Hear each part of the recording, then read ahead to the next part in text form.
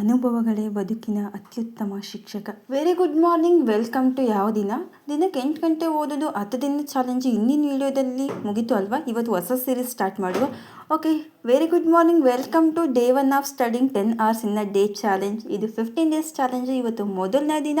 First ಸೆಷನ್ದು clips ತೊಗೊಳಕ್ಕಾಗಿಲ್ಲ ನನಗೆ, so 2ನೇ ಸೆಷನ್ನಲ್ಲಿ audit class ಓದ್ಕೊಂಡು ಅದೇನೋ ಊಟ ಮುಗಿಸ್ಕೊಂಬಂದು ನನ್ನ ಕಾಸ್ಟಿಂಗ್ ಪ್ರಾಬ್ಲಮ್ಸ್ನ ಸಾಲ್ವ್ ಮಾಡೋದು.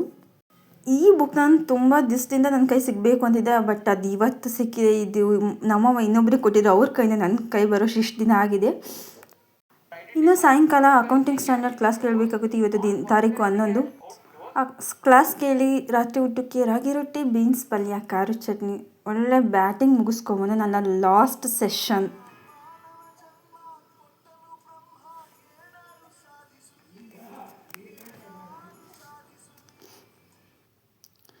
ಎಷ್ಟು ಚೆನ್ನಾಗಿದೆ ಅಲ್ವಾ ಲೈನ್ಸು. ವಿಜಯ್ ಪ್ರಕಾಶ್ ಸರ್ ಆಡಿರೋದು ವಾವ್, ಸೂಪರ್ ಆಗಿದೆ. ನನಗಂತೂ ತುಂಬ ಇಷ್ಟ ಆಗೋಯ್ತು ಲೈನ್ಸು. ಸೊ ಲಾಸ್ಟ್ ಸೆಷನ್ನಲ್ಲಿ ನನ್ನ ಕಾಸ್ಟಿಂಗ್ ಪ್ರಾಬ್ಲಮ್ ಸಾಲ್ವ್ ಮಾಡೋದು. ಆ್ಯಂಡ್ ಇವತ್ತು ನಾನು ತುಂಬ ಲಾಂಗ್ ಸ್ಟ್ರೆಚಲ್ಲಿ ಕೂತಿದ್ದೆ, ಬಿಕಾಸ್ ದಿನಕ್ಕೆ 10 ಗಂಟೆ ಓದೋದು ಅಂದರೆ ಸುಮ್ಮನೆ ಆಗೋದಿಲ್ಲ. ಬ್ರೇಕ್ಸ್ ತುಂಬಾ ಇಂಪಾರ್ಟೆಂಟ್ ಆಗುತ್ತೆ ಮಧ್ಯದಲ್ಲಿ.